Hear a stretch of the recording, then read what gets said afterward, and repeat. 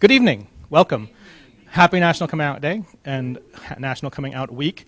This week has been very significant to me personally since I was a very young person. I grew up in Wyoming. I was the president of the University of Wyoming equivalent of GLAD in the early 90s. I was not there 14 years ago when Matthew Shepard was killed, but I was in Wyoming with my family at that time, and which happened to be during this week. And so it's something that's mattered to me for a long time in a lot of different ways, and it resonates with me as it does with many of you, both positively and poignantly, based on our experiences with it, based on the experiences of our friends, those we've loved, those we've lost, those we've left behind. And this event tonight is about recovering some of those things that have been lost and left behind. Last year, a group of men and women in the Dallas community came together with the mission to preserve and reacquire and rediscover the lost histories of gay, lesbian, and trans men and women in the Dallas area. And the group that emerged out of those initial conversations is the Dallas Way. They're a little over a year old now. And have been doing some really wonderful things in the community. And UNT has been very lucky to have been involved in some small way with the way this group has emerged. Drianna and Sue Parks and I have been at many of the meetings of the Dallas Way to let them know as a community that UNT is with them in the desire to preserve and share this important part of the history of the DFW area.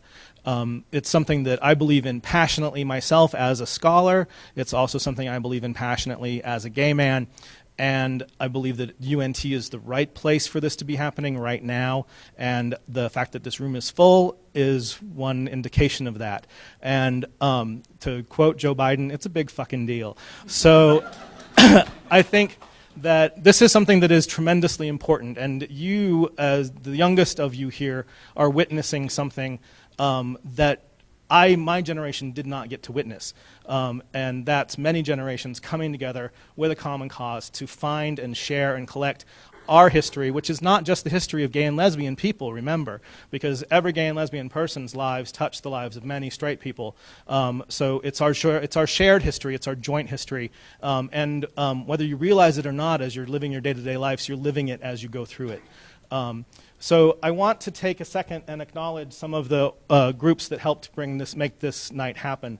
I'm the director for the New Digital Scholarship Cooperative, and it was my assistant, Ephraim Fries, who is the president of GLAD, who helped me gel the idea of bringing this group to campus. Of course, without the support of the libraries, it wouldn't have happened at all, and we have had the generous support also of the Multicultural Center and the Office for Equity and Diversity as well. And when you see that many names of major campus organizations on a slide of sponsors for an event like that, that means something also. The other night we had a summit for gay and lesbian and trans faculty and staff to get together and do some networking. And who showed up but our president, Vilaine Rollins. This campus, that means something. This campus is in the top 100, according to the Advocate, of campuses for gay and lesbian students in the United States. And I'd like to see us push harder on that and move us up. I want to be in the top 50. I want to make us be in the top 20. And we can do it because the community is here, the administrative support is here, and the infrastructure is here, and the awesome students are here also. We're a little bit front-loaded with welcomes tonight because this is the first event of its kind, really, on this campus, and the first time that we've actually gotten to showcase the ongoing and growing collaboration between the Dallas Way and the UNT libraries on our own campus. So I want to welcome, first of all, Ephraim Fries up here to say a few things of welcome. Ephraim, you know him as the director, or the president of the GLAD organization. He's also a strategic projects assistant with the UNT libraries, and he's an English major interested in queer and trans activism and wants to work in the social justice nonprofit sector upon graduation. Welcome, Ephraim, please.